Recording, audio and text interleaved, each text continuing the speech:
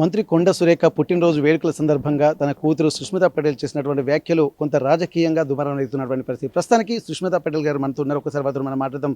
ఈరోజు వరంగల్లో పర్యటించినటువంటి నమస్తే మేడం. ఇప్పటి వరకు కొండ సుష్మిత గారు ఒకసారి వ్యాఖ్యలు చేసిన నేపథ్యంలో కొంత ఆలోచనలు మొదలైనవి. అసలు ఏం జరుగుతుంది కొండ ఫ్యామిలీకి అన్నటువంటి ఆలోచనలు. మరి ఆ తర్వాత ఈరోజు చేసినటువంటి వ్యాఖ్యలో మళ్ళీ పునరాచరణ పడ్డారు. ఒక సందిగ్ధం కనబడింది. అసలు ఏం జరుగుతుంది, అసలు నష్టపోతున్నది ఎవరు, నష్టం జరుగుతుంది ఎవరికి అన్నటువంటి ఆలోచన కనిపించింది. ఈరోజు మీరు వ్యాఖ్యలు చేసినటువంటి వ్యాఖ్యలు ఎట్లా చూడవచ్చు? అదే అండి, ఎందుకంటే మా నాన్నగారికి నష్టం జరిగింది అని చెప్పి, ఎందుకంటే ఆయనకు అన్యాయం జరిగింది. ఆయన ఒక ఎమ్మెల్సీగా 2 సార్లు పనిచేస్తున్నారు. పిసిసి ప్రెసిడెంట్గా కూడా ఫస్ట్ అమ్మనే ఆయన ప్రపోజ్ చేయటం జరిగింది. అది కూడా కొండ మురళీధరరావు గారు చెప్పడం మూలానే కొండ సురేఖ గారు చేయటం జరిగింది. అట్లాంటిది తను వచ్చి మాకు ఎమ్మెల్సీ ఇస్తా ఫస్ట్ అని చెప్పినారు.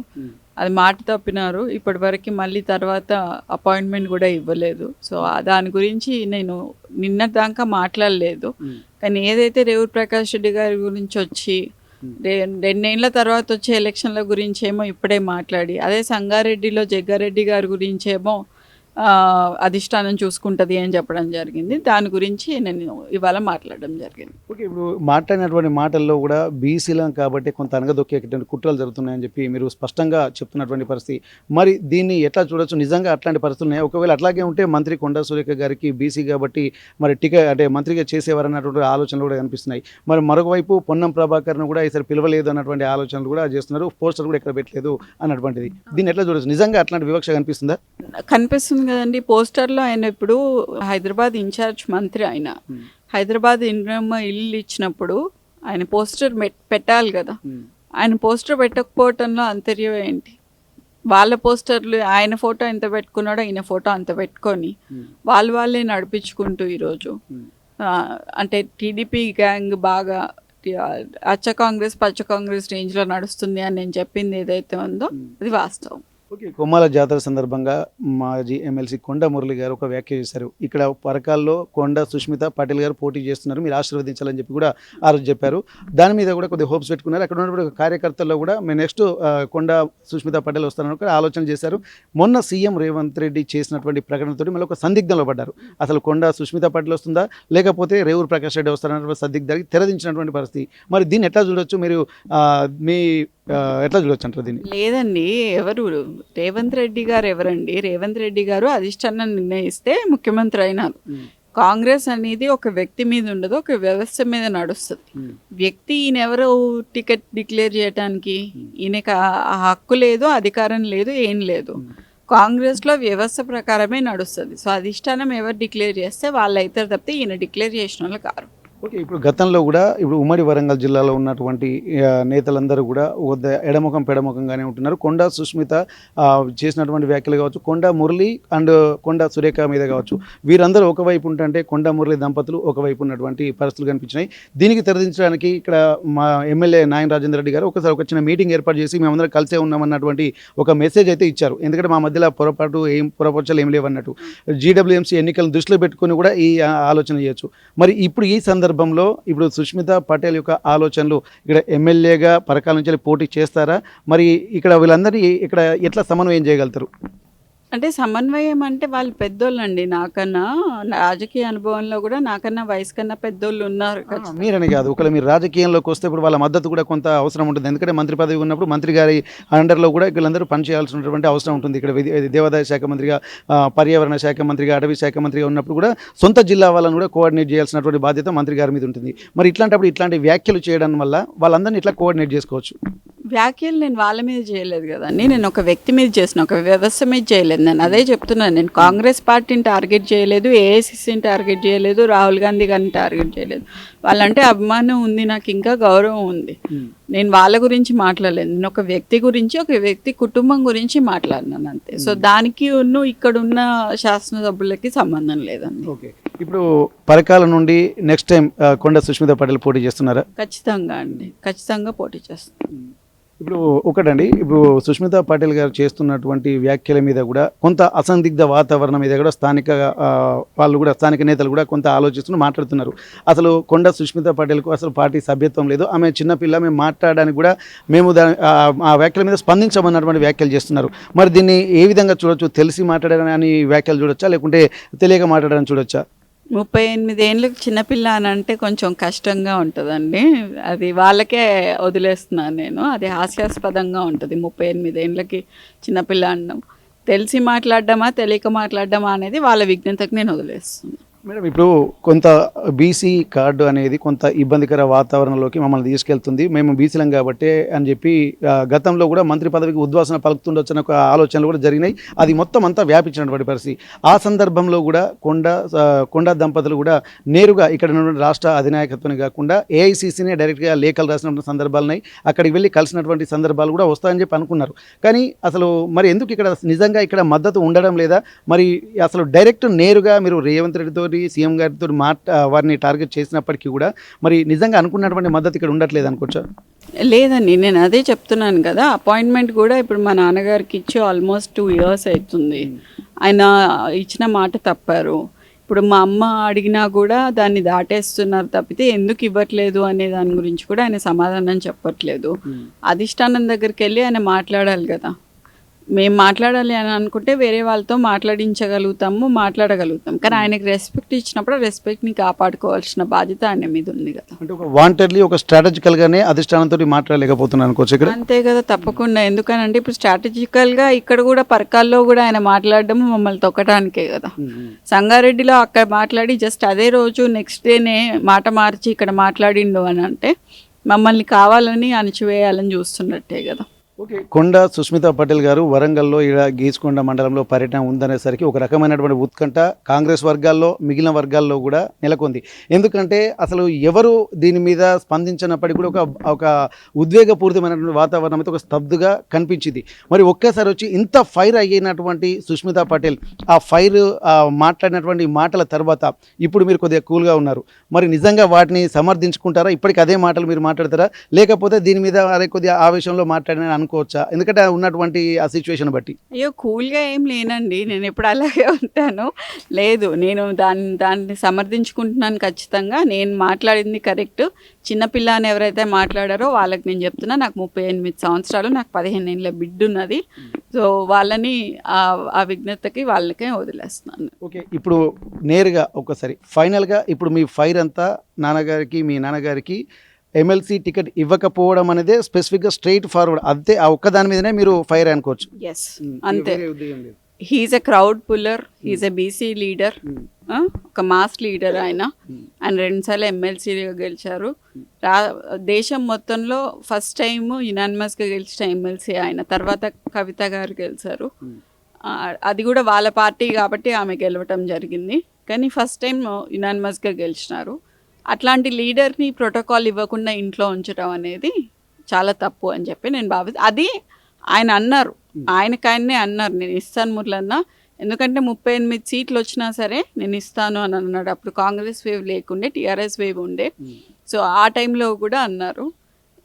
కార్లో వెంట పెట్టుకొని తిరిగాడు. గెలిచినాక ఇట్లుంది. ఓకే, ఇప్పుడు మీరు చెప్తున్నటువంటి మాటలలో ఒక్కసారి మనం పరిశీలిస్తే ఇస్తానని చెప్పాడు, అంత కాన్ఫిడెంట్గా ఉన్నాడు. ఎన్నికల ముందు కూడా బీఆర్ఎస్ అంత బర్నింగ్ మూమెంట్లో ఉన్నప్పటికీ కూడా గెలుస్తామో గెలవనో తెలియని ఒక సందిగ్ధంలో అప్పుడు కాంగ్రెస్ పార్టీ ఉంది. మొత్తానికి గెలిచిన తర్వాత కూడా ఇప్పటికీ కూడా మాట తప్పకుండా 3 ఏళ్ళు దగ్గర కావస్తుంది. అయినప్పటికీ కూడా ఎందుకు ఇవ్వడం లేదని మీరు భావిస్తున్నారు? నాకదే బీసీలోనా అంటే లేకపోతే ఎందుకు చులకనగా చూస్తున్నారో నాకు అర్థం కావట్లేదు. ఎందుకు మా నాన్న రాజకీయ భవిష్యత్తుని, ఆయన రాజకీయ ఎత్తుగడలని ఎందుకు అది చేస్తున్నారు అనేది నాకు అర్థం కావట్లేదు. అట్లీస్ట్ చైర్మన్ అన్నా ఇస్తారని అనుకున్నాను. ఆర్టీసీ చైర్మన్, ఏదైనా పెద్ద చైర్మన్ పోస్ట్ అన్నా ఇస్తారని అనుకున్నాను. అది కూడా ఇవ్వకుండా చేయడం అనేది నాకు కొంచెం బాధగా అనిపించింది. ఓకే, ఇప్పుడు ఉమ్మడి వరంగల్ జిల్లాలో ఒక్కసారి మనం పరిశీలించినట్టయితే ఇక్కడ కొండా సురేఖ గారికి తెలియకుండా, ఎందుకంటే దేవాదాయ శాఖ మంత్రిగా ఉండి కూడా కడియం శ్రీహరి గారు కూడా తన శాఖకు సంబంధించి కూడా తనకి ఇన్ఫర్మేషన్ ఇవ్వకుండా డైరెక్ట్ ఎండోమెంట్ డిపార్ట్మెంట్ అధికారులను కలవడాన్ని కూడా దీన్ని ఎట్లా చూడొచ్చు? మరి ఇట్లా ఒక్కరొక్కరుగా ఇట్లా చేస్తున్నటువంటి నేపథ్యంలో ఇప్పుడు మిగిలినటువంటి వాళ్ళందరూ కూడా ఒక ఏకమవి వాంటెడ్లీ స్ట్రాటజికల్గా జరుగుతుంది అనుకోవచ్చా? ఎందుకంటే ఇప్పుడు నాయన రాజేందర్ రెడ్డి గారికి కూడా ఇక్కడ ఒక భవనం సముదాయంలో కూడా కొంత గొడవైనటువంటి పరిస్థితి. అలాగే ఇక్కడ కడియం శ్రీహరి గారికి కూడా ఎండోమెంట్ దానికి సంబంధించినటువంటి ఒక్కొక్క దాని మీద అంటే ఒక్కొక్క దగ్గర రేవూరు ప్రకాష్ రెడ్డి ఏమో స్థానిక సంస్థాగతంగా ఎన్నికల విషయంలో ఇట్లా ఎవరికి వారు ఇట్లా ఎవరు చూసినా కొండా కుటుంబాన్ని టార్గెట్ చేస్తున్నటువంటి పరిస్థితి. మరి దీన్ని ఇట్లాంటి సందర్భంలో మరి ఒక మంత్రిగా ఉండి మరి ఎందుకు వారికి విలువ ఇస్తున్నారా, ఇవ్వట్లేదు అనుకుంటున్నారా? అది చెప్పుకోకూడదండి. ఎందుకు అనంటే ఇప్పుడు అది కాంట్రోవర్షియల్ అవుతుంది. అది వాళ్ళు ఎలా మాట్లాడుకుంటున్నారు అనేది వాళ్ళకి తెలుసు. కొండ దంపతులు నీతికి నిబద్ధతకి వాళ్ళు మారిపోయారు. వాళ్ళకి ప్రజాసేవ ఇంపార్టెంట్. ఎవరున్నా లేకపోయినా కూడా వాళ్ళు ఉంటారంతే. ఓకే. ఇప్పుడు కొండ మురళి గారికి ఒక స్టేచర్ ఉంది. కొండ సురేఖ గారు మంత్రి పదవిలో ఉన్నారు. మరి వీళ్ళు మాట్లాడకుండా కూతురితోటే మాట్లాడిపిచ్చారన్నటువంటి ఒక ఆలోచనలు ఎంతోమందికి వస్తున్నాయి. మరి ఎవరి సపోర్ట్ లేకుండా ఈ సుష్మితా పటేల్ మాట్లాడుతుందంటే దాని అంతరార్థం ఏందన్న ఒక సందిగ్ధం అయితే అందరికి కలిసింది. మరి మీ నాన్నగారి, అమ్మగారి వల్ల వాళ్ళ ప్రేరేపణ ఏమైనా ఉందా? లేకపోతే మీరే వాళ్ళ ఇప్పుడున్నటువంటి పరిస్థితులు చూడలేక మీరు మాట్లాడుతున్నారు? మా నాన్న చావుకి భయపడినాడు. మా అమ్మ ఫైర్ బ్రాండ్ అని మీకు తెలుసు. వాళ్ళు మాట్లాడాలనుకుంటే వాళ్ళు మాట్లాడతారు. ఇవి నా భావాలు. నేను బాధతోనున్నాను. నాకు ఇలా జరిగింది కాబట్టి చెప్పదలుచుకున్నాను. అందుకని వచ్చి చెప్పాను. ఇది నా భావం, కానీ వేరే వాళ్ళతో మాట్లాడించాల్సిన అవసరం మా వాళ్ళకి లేదు అని చెప్తున్నాను. మీ విషయంలో ఇప్పుడు పరకాల టికెట్ విషయంలో మీరు మాట్లాడితే బాగుంటుంది, కానీ ఇప్పుడు ఎమ్మెల్సీ విషయంలో నాన్నగారైనా వెళ్ళి మాట్లాడవచ్చు కదా. ఇప్పుడు ఎందుకంటే వారు అది అపాయింట్మెంట్ ఇవ్వట్లేదు అని చెప్తున్నాను కదండి. 2 ఏళ్ల నుంచి అపాయింట్మెంట్ ఇవ్వట్లేదు. 2 years నుండి ఇంకా అపాయింట్మెంట్ కూడా ఇవ్వలేదు. మరి ఫైనల్గా ఇప్పుడు ఇదంతా జరుగుతున్నటువంటి టైంలో మీ ఆలోచన విధానం ఎట్లా ఉండబోతుంది? ఎందుకంటే ఇక్కడ 2 ఏళ్ల తర్వాత జరగబోయేటువంటి ఎమ్మెల్యే టికెట్ గురించి మాట్లాడుతున్నారు. ఆల్రెడీ 3 ఏళ్ళ అంటే ఎన్నికలకు ముందు ఇచ్చినటువంటి మాట, ఆ తర్వాత 3 ఏళ్ళు కాబోస్తుంది. అయినప్పటికీ కూడా దీని మీద ఎందుకు స్పందించలేదని చెప్పి అనుకుంటారు? ఒక స్ట్రాటజికల్గా మొత్తం మీకున్నటువంటి ఆలోచన ప్రకారం ఇప్పుడు ఎందుకంటే ఎన్ని అంశాల మీద కూడా మీరు కీన్ అబ్జర్వేషన్లో ఉన్నారు. ఒక స్ట్రైట్గా మీకు ఒక కాన్సెప్ట్ కనిపిస్తుంది. మరి అట్లాంటప్పుడు దీనికి అన్నిటికీ కారణం ఏమనుకోవచ్చు? ఎందుకంటే కొండ మురళి ఫ్యామిలీ దంపతులనే ఎందుకు ఇట్లా భావిస్తున్నారు అనుకోవచ్చు వరంగల్కి ఒక క్రెడిబిలిటీగా ఉన్నటువంటి నేపథ్యంలో?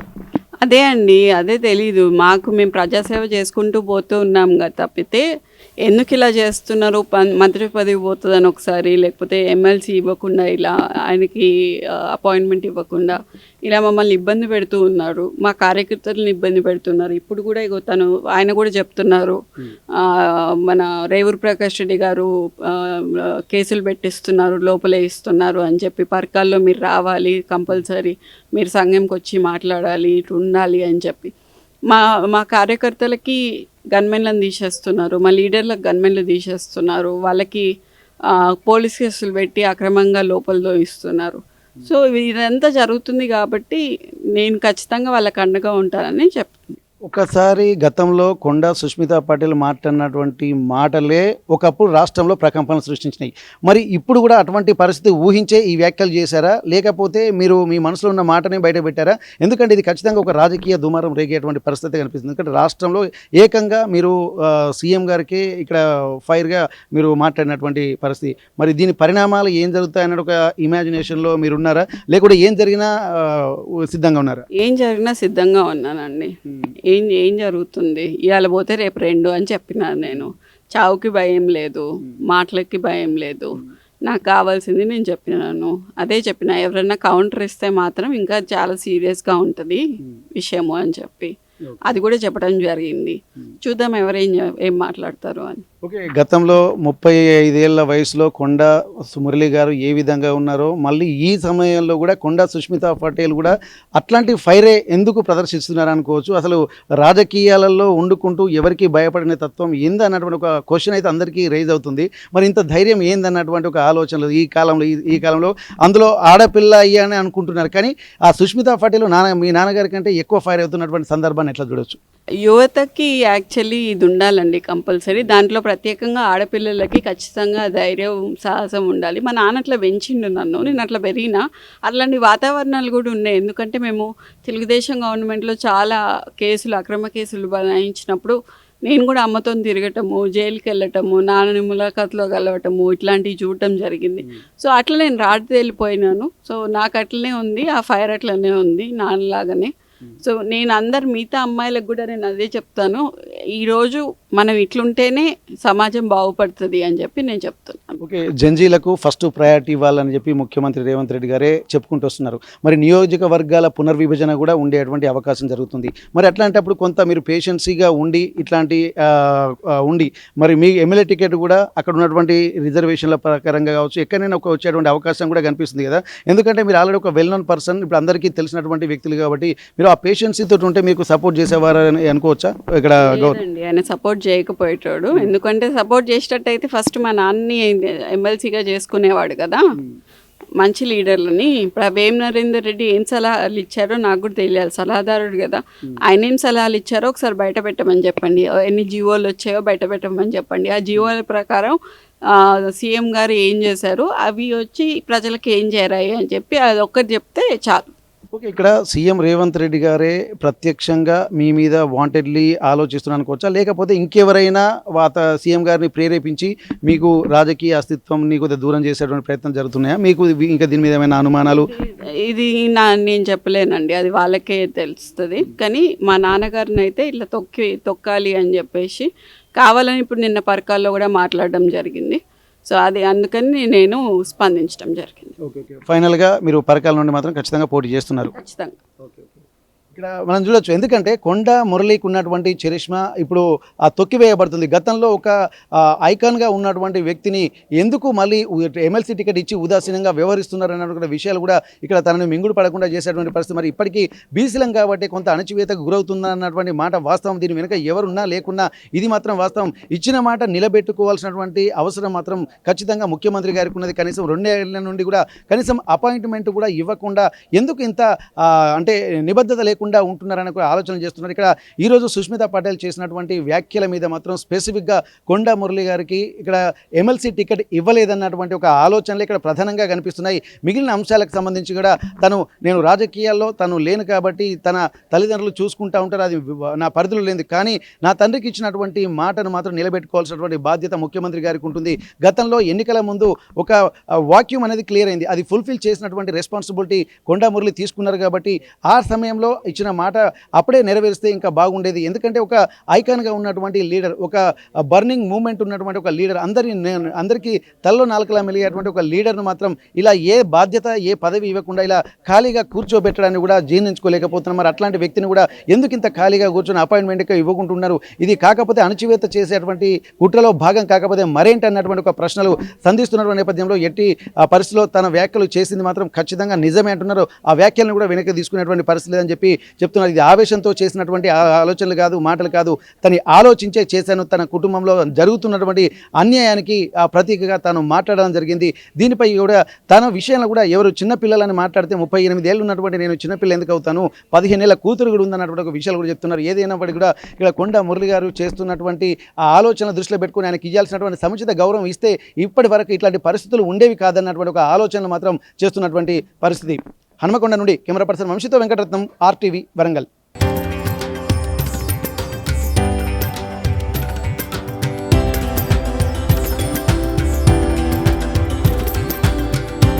తరతరాలుగా తరగని స్వర్ణ బంధాలు మన మానిపల్లి జ్యువెలర్స్.